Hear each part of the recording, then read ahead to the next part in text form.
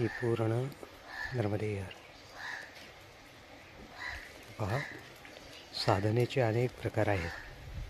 तपश्चर्येचे साधनेचे अनेक प्रकार आहेत. समर्थांनी दासबोधामध्ये या सगळ्यांचं वर्णन केलेलं आहे.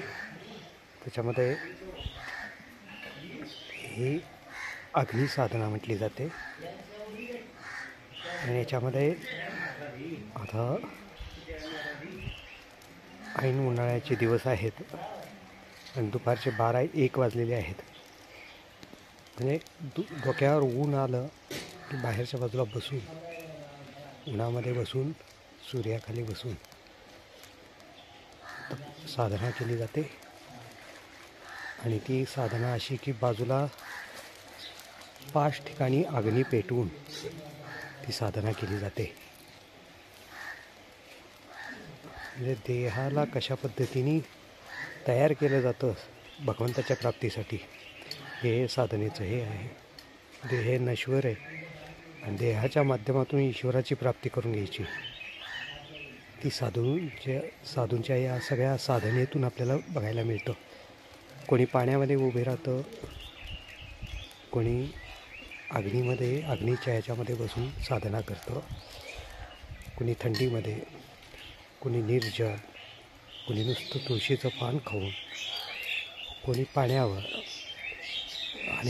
अनेक पद्धतीचे साधू इथं नर्मदा मैयाच्या काठी पाहायला मिळतात. आणि हे आपल्याला पाहायला मिळत आहे.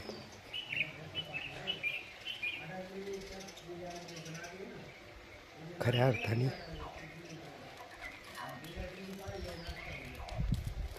देहाला तापवणं आणि भगवंताच्या प्राप्तीसाठी त्या योग्यतेचं बनवणं. नाहीतर देह कुणीकडे जाईल, मन कुणीकडे जाईल काही सांगता येत नाही.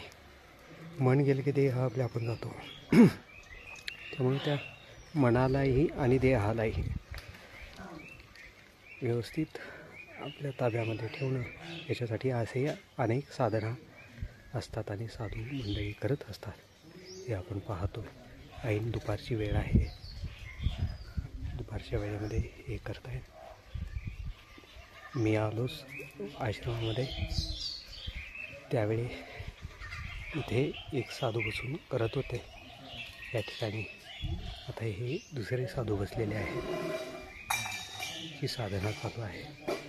माझे पाय पोळत आहेत. म्हणजे अक्षरशः थांबलो तर मी बाहेर, आणि हे बसून उन्हामध्ये करतायत.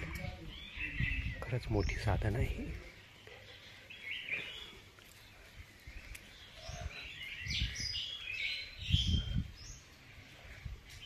नर्मदे हर या सगळ्या साधनेचा उल्लेख समर्थांनी ग्रंथराज दासबोधामध्ये केलेला आहे. ते प्रत्यक्षात इथं नर्मदा मैयाच्या काठावर पाहायला मिळतं अनेक ठिकाणी. नर्मदे हा आश्रम आहे. मारुतीरायांचं मंदिर आहे. भगवान शंकराची पिंड आहे. दक्षिण तटावर आहे मी.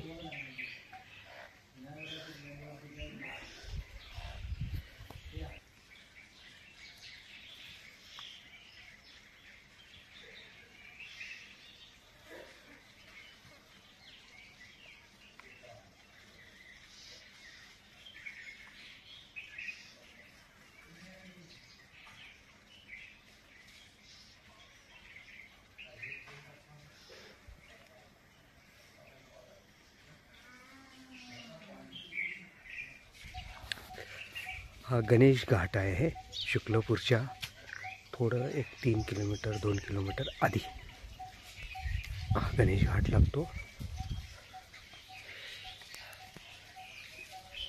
आणि त्या ठिकाणचा हा आश्रम. गोमाता आहेत. ओम नमः शिवाय, ओम नमः शिवाय, ओम नमः शिवाय. महारुद्र हनुमान की जय.